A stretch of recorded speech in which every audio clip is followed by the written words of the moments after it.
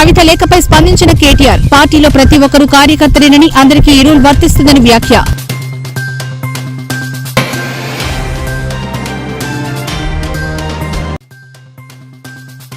మద్యం కుంభకోణంలో వైఎస్ జగన్ అరెస్టుపై స్పందించిన సీఎం చంద్రబాబు తప్పు చేసుంటే తప్పకుండా అరెస్టు ఖాయమని స్పష్టం చేసిన ఏపీ సీఎం. హైదరాబాద్ లో కరోనా కలకలం తాజాగా కేసు నమోదు. కూకట్పల్లిలో ఓ డాక్టర్ కు కరోనా అప్రమత్తమైన ఆరోగ్య శాఖ.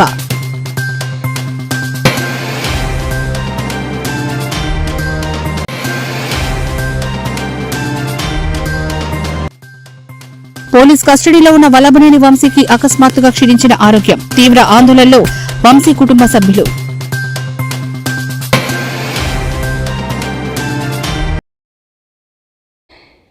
కేసీఆర్ కు ఆయన కుమార్తె కవిత రాసిన లేఖ ఇటీవల రాష్ట్ర వ్యాప్తంగా సంచలనం సృష్టించిన విషయం తెలిసిందే.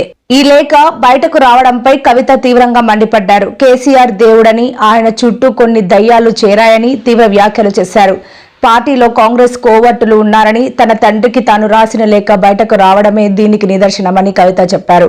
కవిత రాసిన లేఖపై కేటీఆర్ స్పందించారు. అమెరికా పర్యటన ముగించుకుని కవిత హైదరాబాద్ కు చేరుకున్న ఆమెకు అభిమానులు ఘన స్వాగతం పలికారు. టీం కవిత పేరుతో భారీగా ఫ్లెక్సీలు, కటౌట్లు ఏర్పాటు చేశారు.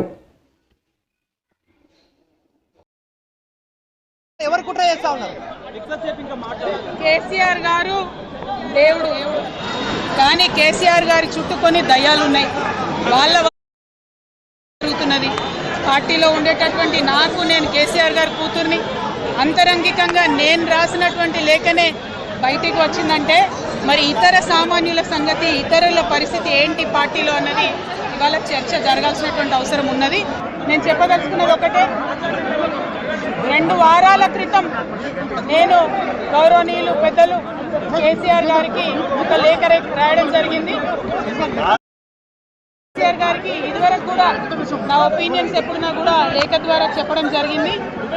అయితే నేను మొన్ననే చెప్పున్నాను, కుట్రలు కుతంత్రాలు జరుగుతూ ఉన్నాయని.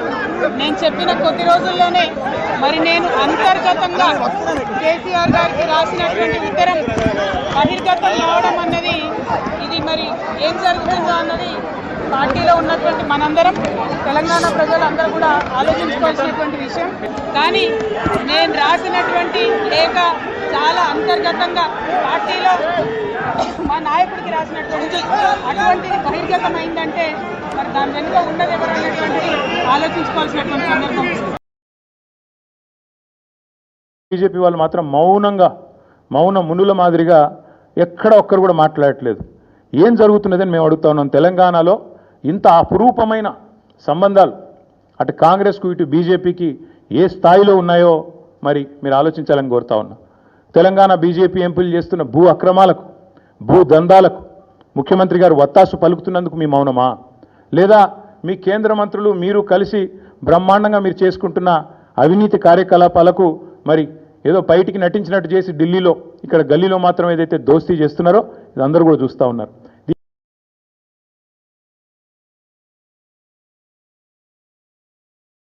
ఇంత ఇంపార్టెంట్ ఇష్యూ చెప్తే నువ్వు దేవుడు దయ్యం అనబడుతుంది. ఇప్పుడు ప్రస్తుతం మాకు తెలంగాణకు పట్టిన దయ్యం మాత్రం రేవంత్ రెడ్డి. ఆ రేవంత్ రెడ్డి అనే దయ్యాన్ని ఎట్లా వదిలించాలా అనేది మా తాపత్రయం. ఇంకేమన్నా తొందరపడ అంత యాంగ్జైటీ ఎందుకు, అంత టెన్షన్ ఎందుకు, అంత హడావుడి ఎందుకు? నేను చెప్పేది ఏమంటే, తెలంగాణకు పట్టిన శని కాంగ్రెసు, తెలంగాణకు పట్టిన దయ్యం రేవంత్ రెడ్డి. ఇప్పుడు ఆ దయ్యాన్ని శనిని ఎట్లా వదిలించాలనేది మా టార్గెట్. ఇక మీరు చెప్పే టెన్షన్ ఎందుకే అంతగానో మాట్లాడి రాదు, ఎందుకు అంత ఎగబడుతున్నావు? నేను అనేది ఏమంటే, మీరు ఒకటి గుర్తుపెట్టుకోండి. అట్లాగే నేను ఒక మాట మాత్రం చెప్తాను, మనం ఎవరైనా సరే పార్టీలో ఏ హోదాలో ఉన్నా కొన్ని విషయాలు అంతర్గతంగా మాట్లాడాల్సిన విషయాలు అంతర్గతంగా మాట్లాడితేనే బాగుంటుంది. పార్టీ ఫోరమ్స్ ఉన్నాయి, అధ్యక్షుల వారితో కలిసే అవకాశం ఉంది, లేదా ఆఫీస్ బేరర్స్ ఉన్నారు, కలిసి చెప్పుకునే అవకాశం ఉంది. కాబట్టి అంతర్గతంగానే కొన్ని విషయాలు మాట్లాడితే బాగుంటుంది. అది అందరికీ వర్తిస్తుంది, వీళ్ళకి వాళ్ళకని కాదు, అందరికీ వర్తిస్తుంది. తప్పకుండా ఎవరమైనా ఒకటే, ఈ పార్టీలో అందరం. ఏపీ ముఖ్యమంత్రి చంద్రబాబు ఢిల్లీలో కేంద్ర మంత్రులతో కీలక సమావేశాల అనంతరం మీడియాకు వివరాలు తెలిపారు. రాష్ట్ర విభజన జరిగి 10 ఏళ్లు పూర్తయిన నేపథ్యంలో అమరావతిని రాజధానిగా పునర్విభజన చట్టంలో చేర్చి నోటిఫై చేయాలని కేంద్రాన్ని కోరినట్లు వెల్లడించారు. ఏపీ సమగ్రాభివృద్ధికి సంబంధించిన పలు కీలక అంశాలను కేంద్ర మంత్రుల దృష్టికి తీసుకెళ్లినట్లు వివరించారు. అనంతరం ఓ విలేకరి అడిగిన ప్రశ్నకు మద్యం కుంభకోణంలో వైఎస్ జగన్ అరెస్టు గురించి సీఎం చంద్రబాబు స్పందించారు.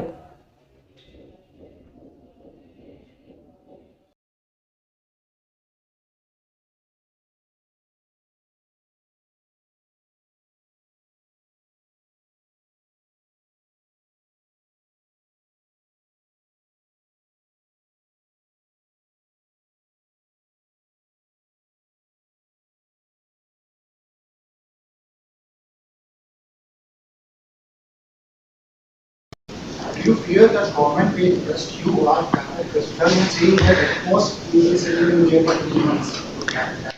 See, I'm in Vijayawada. If they want to, they're welcome. Who's stopping them? Do you fear that government will arrest you or President saying that at most you will settle in jail for 3 months? See, I'm in Vijayawada. If they want to, they're welcome. Who's stopping them? లెక్కలో కుంభకోణం జరగలేదు, అసలు దాంట్లో కుంభకోణం జరుగుతుంది. అమాయకులైన వాళ్ళని arrest చేస్తున్నారు జగన్మోహన్ రెడ్డి. నేను ఆ విషయాలు మాట్లాడదలుచుకోలేదు. Investigation is going on. Investigation will decide, will establish. No, total project almost all will be over, and also from there onwards.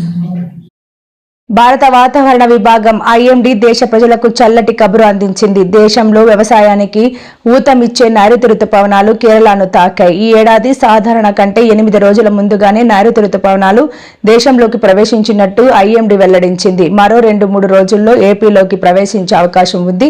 వీటి ప్రభావంతో జూన్ 2వ వారం నుంచి రాష్ట్ర వ్యాప్తంగా విస్తారంగా వర్షాలు కురిసే అవకాశం ఉందని వాతావరణ నిపుణులు అంచనా వేస్తున్నారు. గన్నవరం వల్లభనేని వంశ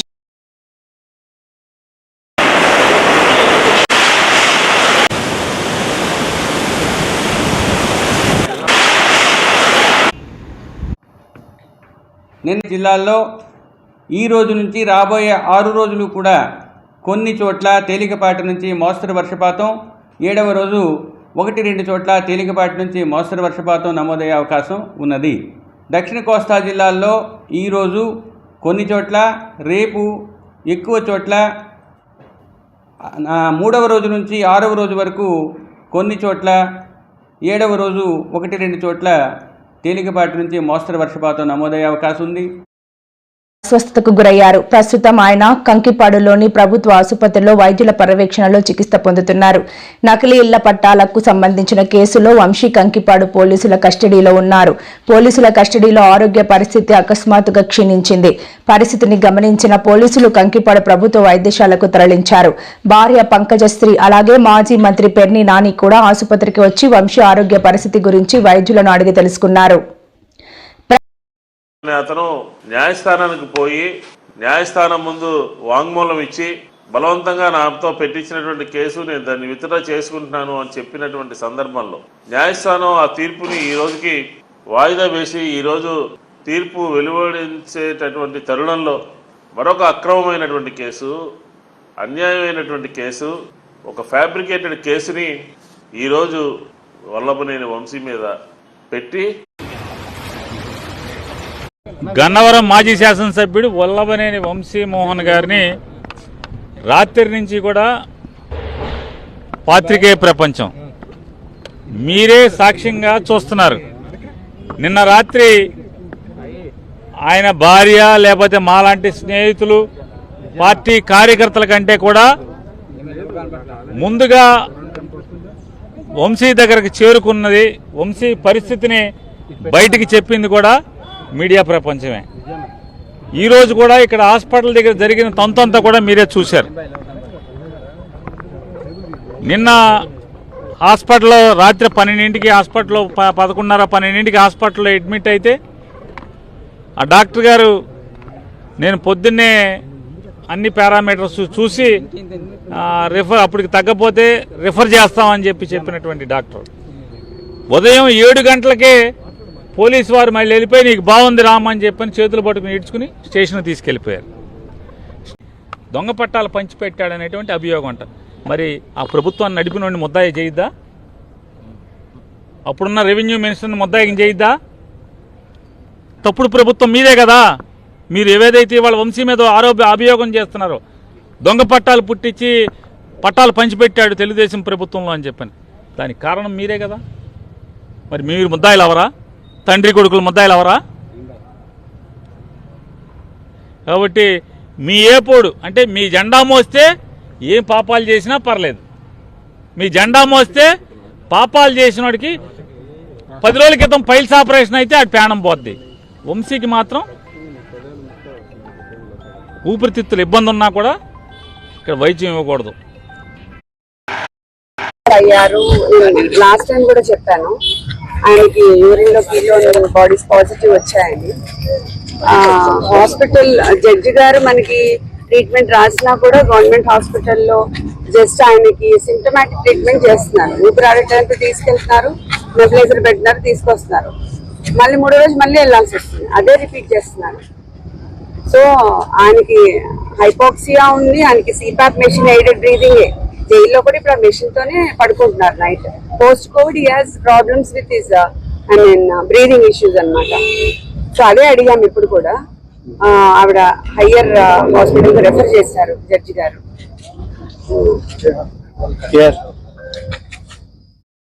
ప్రపంచాన్ని వణికించిన కరోనా మహమ్మారి మళ్లీ విజృంభించే సూచనలు కనిపిస్తున్నాయి. దేశంలో గత కొన్ని రోజులుగా అక్కడక్కడ కోవిడ్ కేసుల గురించి వార్తలు వస్తుండగా తాజాగా హైదరాబాద్ లో ఒక కేసు నమోదైంది. దీంతో అధికార యంత్రాంగం అప్రమత్తమైంది. హైదరాబాద్ లోని కూకట్పల్లి ప్రాంతానికి చెందిన ఒక వైద్యుడికి కోవిడ్-19 పాజిటివ్ గా నిర్ధారణ అయ్యింది. ఈ పరిణామంతో ప్రజలందరూ తగిన జాగ్రత్తలు పాటించాలని రాష్ట్ర వైద్య ఆరోగ్య శాఖ ప్రత్యేక ఉత్తర్వులు జారీ చేసింది. ప్రస్తుతం ఆ వైద్యుడి ఆరోగ్య పరిస్థితి, కాంట్రాక్ట్ ట్రేసింగ్ వివరాలపై అధికారులు దృష్టి సారించారు.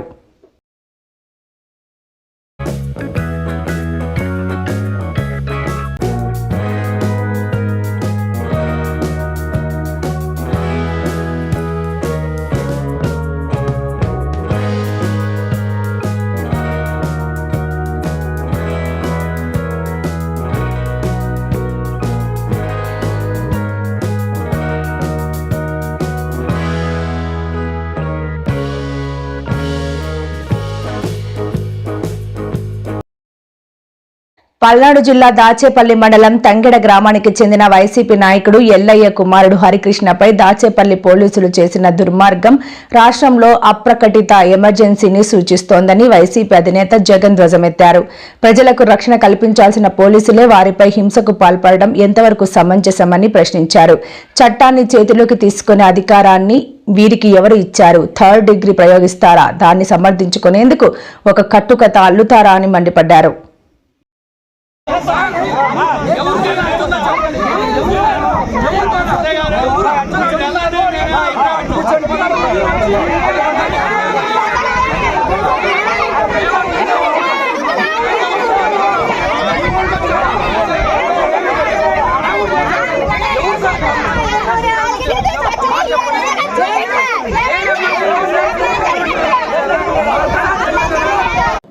వచ్చారు సార్. 4ంటికి వచ్చిండ్రు సార్. 4ంటికి వచ్చి తండ్రి కొడుకుల్ని ఇద్దరిని తీసుకొస్తారు సార్. ఈ లోపల మేము ఇద్దరం అయితే రామని మన్నాయని తీసుకొని వచ్చినాం సార్. మన్నాయని తీసుకొచ్చిన తర్వాత స్టేషన్ దగ్గరికి వచ్చినాం. ఓర్లేరు కానిస్టేబుల్ ఉన్నాడు. లోన్ కూర్చోబెట్టిండ్రు పిల్లగాన్ని. మన్నాయి నేను ఇంటికి పోయి స్నానం చేసి వస్తున్నానని మన్నా ఇంటికి వెళ్ళాడు. నేను పిల్లగాడు లోన్ ఉండి నేను బయట కూర్చున్నా సార్. ఈ లోపల సీఏ గారు మన్నాయి బాగానే భరణ వచ్చింది సార్. రావటం అని పట్టుకురండి అన్నాడు సార్. పిల్లగాన్ని పట్టుకొచ్చి నన్ను ఒక ఇద్దరు పట్టుకొని ఎంఆర్ఓ ఆఫీసులో అవతల కూర్చోబెట్టారు సార్. కూర్చోబెట్టాలకే పిల్లగాన్ని లోనకి తీసుకెళ్ళినారు. నానా ఖాళీ దాని కింద పడి కేకేసిండు. నేను వాళ్ళిద్దరిని నెట్టుకొని వెళ్ళిపోయి వాటేసుకున్నా. కొడతానికి వెళ్ళే సార్ అని సీఏ గారిని 2 చేతులు ఎత్తి దండం పెట్టా సార్. దండం పెట్టినా ఒళ్ళు పెట్టలేదు సార్. నన్ను ఒక ఇద్దరు పట్టుకోవటం, నా కొడుకుని కొట్టడం సార్. నా ముందే కొడతాడు సార్. దన్నాలు దశకాలు పెట్టినా ఒళ్ళు పెట్టలేదు సార్ సీఏ గారు. కాళ్ళ మీద ఇద్దరు కూర్చుర్రు, ఒక ఇద్దరు కొట్టడం. కాళ్ళ మీద ఇద్దరు కూర్చోవటం, కొట్టడం. నేను ఏడ్చినా కానీ ఒళ్ళు పెట్టలేదు సార్ సీఏ గారు. అదే నుంచి జరిగింది సార్. Right, okay.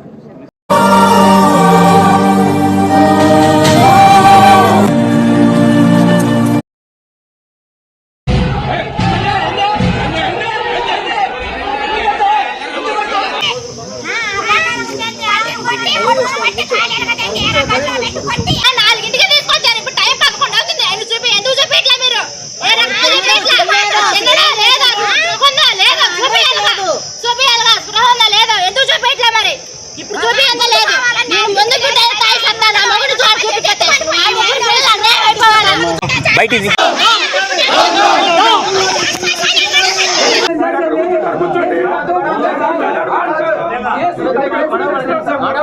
కుక్కలు కొట్టినట్టు కొట్టిన తర్వాత ఏం డిమాండ్ సార్?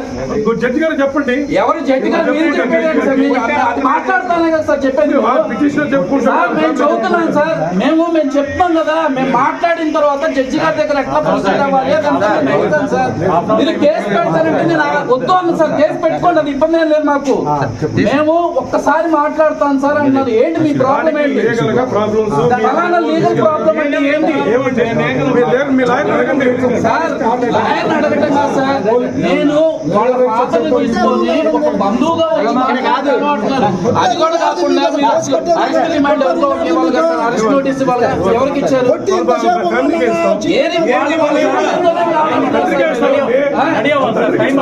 సార్ ఎన్ని గంటలు తీసుకొచ్చారు సార్? ఎన్ని గంటలు తీసుకొచ్చారు సార్? ఎప్పుడైనా సార్ అరెస్ట్ చేసి నేను చదువుకున్నాను, నేను చెప్తాను సార్. అరెస్ట్ చేసి తీసుకొచ్చేటప్పుడు ఫ్యామిలీకి ఇన్ఫర్మేషన్ ఇచ్చి నోటీస్ ఇవ్వాలి. మీరు ఇచ్చారా? అదే మీకు తెలియదు సార్. రమ్మనండి, మీ సిఐ గారు రమ్మనండి, మాట్లాడతాను. అట్లాగా సార్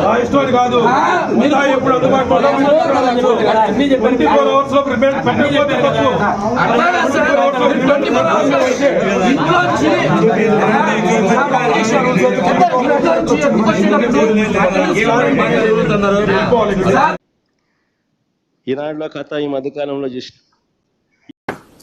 చంద్రబాబు సారథ్యంలో కూటమి ప్రభుత్వం వచ్చాక రాష్ట్రంలో హత్యలు 390. హత్యలు, హత్యాయత్నాలకు గురైన వైఎస్ఆర్సీపీ నాయకులు, కార్యకర్తలు. హత్యలు, హత్యాయత్నాలకు గురైన వైఎస్ఆర్సీపీ నాయకులు, కార్యకర్తలు 766. వైఎస్ఆర్సీపీ నాయకులు, కార్యకర్తలపై అక్రమ కేసులు 2466 కేసులు. జైలుకు వెళ్లిన వైఎస్ఆర్సీపీ నాయకులు, కార్యకర్తలు 500. భవిష్యత్తులో కూడా ఇప్పుడు ఇంటర్వ్యూ 5,000కు పైగా ఉద్యోగ అవకాశాలు కల్పించాలనే లక్ష్యంతో వైరా ఎమ్మెల్యే మాలోతు రామదాస్ నాయక్ ఆధ్వర్యంలో శనివారం ఏర్పాటు చేసిన మెగా జాబ్ మేళాను రాష్ట్ర డిప్యూటీ సీఎం మల్లు బట్టి విక్రమార్క ప్రారంభించారు. ఈ సందర్భంగా మల్లు బట్టి విక్రమార్క మాట్లాడుతూ ప్రపంచంతోనే పోటీ పడాలనేది కాంగ్రెస్ ప్రభుత్వ తపనని వివరించారు. గడిచిన 10 ఏళ్లలో బీఆర్ఎస్ ప్రభుత్వం ఒక్క విద్యుత్ ప్రాజెక్టు కూడా నిర్మించలేదని స్పష్టం చేశారు. ఇంటర్వ్యూకి అటెండ్ అయ్యేటువంటి వాళ్ళకి ఇక్కడికిక్కడే కొంతమందికి అపాయింట్మెంట్ లెటర్స్ ఇస్తుండొచ్చు, ఇంకా కొంతమందికి ఆ కంపెనీలకు రమ్మని కూడా మీ అందరికీ ఆహ్వానాలు పంపిస్తుంది. వచ్చిన ప్రతి అవకాశాన్ని కూడా చిన్నదో పెద్దదో అని కాకుండా ఇంటి దగ్గర ఖాళీగా కూర్చోకుండా వచ్చిన ప్రతి అవకాశాన్ని అందిపుచ్చుకోవాలి. ఏ ఆఫర్ వచ్చినా ఆఫర్ తీసుకొని ముందు జాయిన్ కావాలి. అది చేస్తూ ఇంకా పెద్దదాని కోసం, పెద్ద ఉద్యోగం కోసం మీ ప్రయత్నాలు చేసుకుంటూ ముందుకు పోవచ్చు. వచ్చినటువంటి అవకాశం చిన్నది కదా, తర్వాత చూద్దాం కదా అని మళ్ళీ మనం ఇంటికి పోయి కూర్చుంటే ఒక్కరోజు వృధా చేసినట్టు. గడిచిన రోజులు మళ్ళీ తిరిగి రావు. ప్రతిరోజు విలువైంది, ప్రతి నిమిషం కూడా విలువైంది. అందుకే ప్రతి నిమిషాన్ని, ప్రతి రోజును కూడా మీరు సద్వినియోగం చేసి కార్యరూపంలోకి వెళ్ళినప్పుడే మీరు అనుకున్న లక్ష్యాలను చేరటానికి అవకాశం ఉంటుంది. కాబట్టి ప్రతి నిరుద్యోగ యువకులకు నేను ప్రత్యేకంగా విజ్ఞప్తి చేస్తా ఉన్నాను.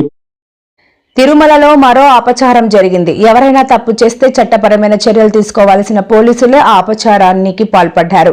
మద్యం సేవించి తిరుమల కొండపైకి చేరడమే కాకుండా వాహనం నడుపుతూ ప్రమాదానికి కారణమయ్యారు. కాగా ఈ అపచారానికి, ప్రమాదానికి కారణమైన 3 పోలీసులను టీటీడీ విజిలెన్స్ అధికారులు అదుపులోకి తీసుకున్నారు. ఈ ఘటన సాయంత్రం 6:30 సమయంలో తిరుమల గోపురం సమీపంలో జరిగింది. సంఘటన స్థలానికి చేరుకొని బ్రీత్ అలైజర్ టెస్ట్ చేయగా టెస్ట్లో మద్యం సేవించినట్లు నిర్ధారించారు.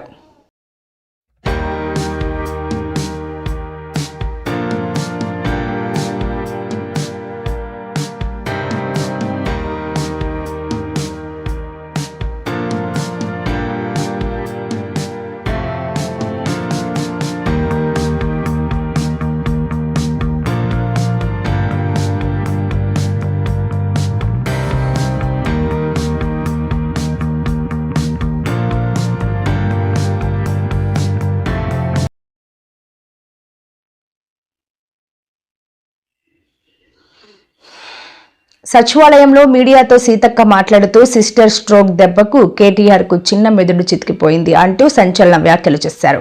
కాళేశ్వరం ప్రాజెక్టులో కమిషన్లు తీసుకున్నప్పుడు లేని భయం ఇప్పుడు విచారణ కమిషన్ ముందుకు రావడానికి ఎందుకని కేటీఆర్ ను ఆమె సూటిగా ప్రశ్నించారు. గోబెల్స్ తరహా ప్రచారంలో కేటీఆర్ ను మించిన వారు లేరని ఆయనకు గోబెల్స్ అవార్డు ఇవ్వాలని ఎద్దేవా చేశారు. ప్రజలకు ఇబ్బంది లేకుండా ఇంటింటికి రేషన్ పంపిణీ చేస్తున్న MDU వ్యవస్థను రద్దు చేయడంపై కేటీఆర్ సిస్టర్ స్ట్రోక్ తో కేటీఆర్ చిన్న మెదడు చితికిపోయింది. అందుకనే ఇష్టానుసారంగా మాట్లాడుతున్నాడు. కాళేశ్వరం విషయంలో కమిషన్లు తీసుకున్నప్పుడు గుర్తు రానటువంటి మరి భయం ఈరోజు కమిషన్ ముందుకు రావడానికి మాత్రం భయపడుతున్నారు. ఈడీ గురించి ఒకటి అంటాడు, కాళేశ్వరం గురించి ఒకటి అంటాడు. మరి అలా చెల్లె సిస్టర్ స్ట్రోక్ తోటి నువ్వు బాధపడుతున్నావు, మానసికంగా చాలా ఇబ్బంది పడుతున్నావు. ఇవాళ పాపం కవిత అన్నది మా నాయన దేవుడు గాని చుట్టూన దయ్యాలన్నారు. ఆ దయ్యం నువ్వేనైంది. ఆ దయ్యంలో ఎన్ని అవతారాలు ఉంటాయో ఏమో అర్థం కాదు. దయ్యం అంటే రకరకాల వేషాలు ఇస్తుంది.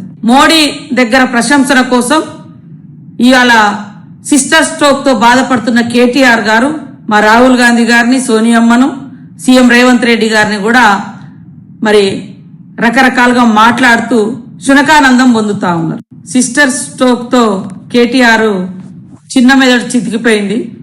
అందుకనే ఇష్టానుసారంగా మాట్లాడుతున్నాడు. కాళేశ్వరం విషయంలో కమిషన్లు తీసుకున్నప్పుడు గుర్తు రానటువంటి మరి భయం ఈరోజు కొనసాగించాలంటూ MDU ఆపరేటర్లు, హెల్పర్లు పలుచోట్ల తమ వాహనాలతో ధర్నా చేశారు. తమ సేవలను కొనసాగించాలని నినాదాలు చేశారు. అధికారులకు వినతి పత్రాలు ఇచ్చారు. గత వైఎస్ఆర్సీపీ ప్రభుత్వం జిల్లాలో 221 వాహనాల ద్వారా 72 నెలల సేవలకు ఒప్పందం కుదుర్చుకుందని, ఇంకా 20 నెలలు గడువు ఉండగానే MDU వ్యవస్థను కూటమి ప్రభుత్వం రద్దు చేయడం దారుణమన్నారు. తీసుకున్న నిర్ణయం చాలా దారుణంగా మరి MDO ఆపరేటర్లు మరి ఎంతో మంది దాని మీద బతుకుతూ మరి ప్రజల దగ్గరికే నిత్యావసర సరుకులు అందించే కార్యక్రమంలో మెయిన్ పాత్ర పోషిస్తున్నాయి. ఈ MDO బళ్ళు దేశంలోనే ఆదర్శంగా తీసుకుని ఇప్పటి వరకు ఇంటింటికి వెళ్లి సరుకులు అందజేస్తున్నాం. వృద్ధులు గాని, వికలాంగులు గాని, బెడ్ పైన ఉన్న ప్రతి ఒక్కరికి ఇంటింటికి పోయి తంబే ఇచ్చి వాళ్ళకి సరుకులు ఇస్తున్నాం. ఈ వ్యవస్థ బాగుందని ప్రజలు మా వ్యవస్థనే కోరుకుంటున్నారు. ఇప్పటికి కూడా ఇంటింటికే సరుకులు రావాలి, మాకు ఇంటి దగ్గరికే రావాలా. మేము రేషన్ షాప్ కు పోయి సరుకులు తీసుకునే పరిస్థితి లేదు. మేము వెళ్ళలేము, గంటలు అక్కడ నిలవలేము, మా చేత కాదు. ఇంటి దగ్గరకు వచ్చే విధానమే, ఇంటి వద్దకే నిత్యావసర సరుకులు పంపిణీనే బాగుందని చెప్పి ప్రజలు మెచ్చుకున్నారు. ఈ వ్యవస్థ వచ్చినప్పటి నుంచి నిత్యం పనిచేస్తూనే ఉన్నాము. మాకు మిగిలేదు దీంట్లో 9,000 రూపాయలు. 21,000 వస్తే పెట్రోల్ కి 3,000 పోతుంది, హెల్పర్ కి 5,000 పోతుంది, హమాలికి 1,000-2,000 పోతాయి. మిగతాది 8-9,000లో మేము 15 రోజులు ఏదో ఈ కష్టం నష్టము అన్నం నీళ్లు లేకోకుండా అంటే ఉదయం నుంచి రాత్రి వరకు కష్టపడితే మేము 9,000-8,000 సంపాదిస్తాం 15 రోజులకు గాను. దీంట్లో అంత కష్ట నష్టాలను కొడి తీర్చుకొని మేము పనిచేస్తున్నాం. కరోనా కష్టకాలంలో కూడా రెడ్ జోన్లలో కూడా మేము బియ్యం పంపిణీ చేశాం. అయితే ఏమైంది, ఈ వ్యవస్థ బాగుంది, MDO వ్యవస్థ మీరు కొనసాగించాలి, ప్రభుత్వం తీసుకున్న చర్యలు బాగున్నాయని గత ప్రభుత్వంలో మమ్మల్ని మెచ్చుకున్నారు. అంటే మేము కూడా మా కుటుంబాలను వదిలేసి రెడ్ జోన్లలో పనిచేసాం, డబుల్ తంబు వేయించాము, బియ్యం పంపిణీ చేసాం. మాస్కులు పెట్టుకొని మా ప్రాణాలను ఫలంగా పెట్టి ఆ రోజు బియ్యం పంపిణీ చేశాం. అంటే ఆ రోజు వ్యవస్థ బాగుంది, బాగా చేశారని. గత ఎమ్మెల్సీ కవితపై బీజేపీ ఎండీ డీకే అరుణ సెన్సేషనల్ కామెంట్స్ చేశారు. శనివారం బీజేపీ స్టేట్ ఆఫీసులో విలేకరులతో మాట్లాడిన ఆమె కవితను ఎట్టి పరిస్థితుల్లో బీజేపీలో చేర్చుకోమని అన్నారు. ఎవరిని బడితే వారిని పార్టీలో చేర్చుకోమని, పార్టీలో చేరుతామనే వాళ్ళెవరో చూసి చేర్చుకుంటామన్నారు.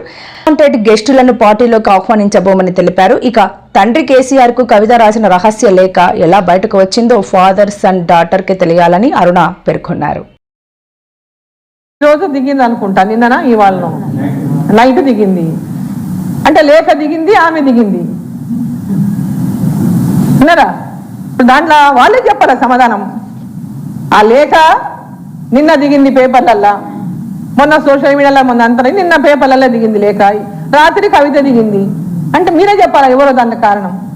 ఆ లేఖలు ఎవరు రాసుకున్నారు, ఎవరు లీక్ చేసిండ్రు? వాళ్ళ కుటుంబం లీక్ చేస్తేనే వాళ్ళు లీక్ చేయలే, వాళ్ళ కావాల సన్నిహితులను లీక్ చేసి ఉండాలా?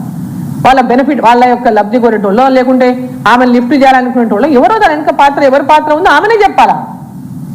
లేక వాళ్ళ బెనిఫిట్, వాళ్ళ యొక్క లబ్ధి కోరేటోళ్ళో లేకుంటే ఆమె లిఫ్ట్ చేయాలనుకునేటోళ్ళో ఎవరో దాని వెనక పాత్ర, ఎవరి పాత్ర ఉందో ఆమెనే చెప్పాలా? లేక లీక్ అయిందంటే. మైలవరం మండలం కంబాలదిన్నె గ్రామంలో దారుణ ఘటన జరిగింది. తల్లిదండ్రులతో పాటు వివాహానికి వెళ్లిన 3 ఏళ్ల బాలికపై ఓ వ్యక్తి లైంగిక దాడికి పాల్పడి హత్య చేశాడు. నిందితుడిని పట్టుకున్న స్థానికులు దేహశుద్ధి చేసి పోలీసులకు అప్పగించారు. పెళ్లి మండపం బయట ఆడుకుంటుండగా ఓ వ్యక్తి అరటిపండు ఇస్తానని ఆశ చూపించి ముళ్ల పొదల్లోకి తీసుకెళ్లి అత్యాచారం చేశాడు. విషయం బయటపడుతుందని బాలికను హత్య చేశాడు. బాలిక కనిపించకపోవడంతో తల్లిదండ్రులు సమీపంలో గాలించగా ముళ్ల పొదల్లో బాలిక మృతదేహాన్ని చూసి కన్నీరు మున్నీరయ్యారు.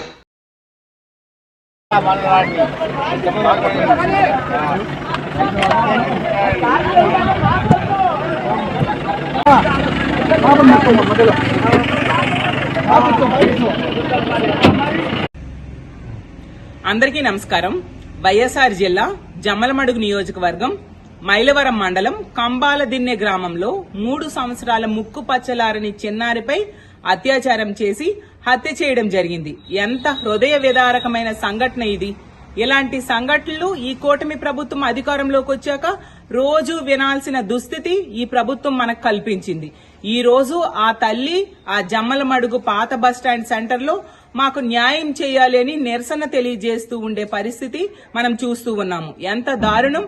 మా కుటుంబానికి న్యాయం చేయండి, ఇలాంటి తప్పుడు పని చేసిన దుర్మార్గుడికి అలాంటి ఆలోచన కూడా రాకుండా కఠినమైన శిక్ష వేయాలి అనే తల్లి డిమాండ్ చేస్తూ ఉంది. ఇంత దారుణమైన సంఘటన జరిగినా కూడా కనీసం ఈ మంత్రులకి, ముఖ్యంగా హోంమంత్రి గారు, ఒక మహిళా హోంమంత్రి అయినా కూడా ఆమెకి స్పందించాలి ఈ సంఘటన మీద, ఆ కుటుంబం దగ్గరికి వెళ్లి ధైర్యం చెప్పాలి, భరోసా ఇవ్వాలి అనే ఆలోచన కూడా ఈ మంత్రులు ఎవరికి రాని పరిస్థితి మనం చూస్తూ ఉన్నాము. ఈ మంత్రులందరూ ఇప్పుడు ఏం చేస్తూ ఉన్నారు? ఆ కడపలో మహానాడు ఏర్పాట్ల మీద దృష్టి సారించారు, దానికోసం రివ్యూలు చేస్తూ కనిపిస్తూ ఉండే పరిస్థితి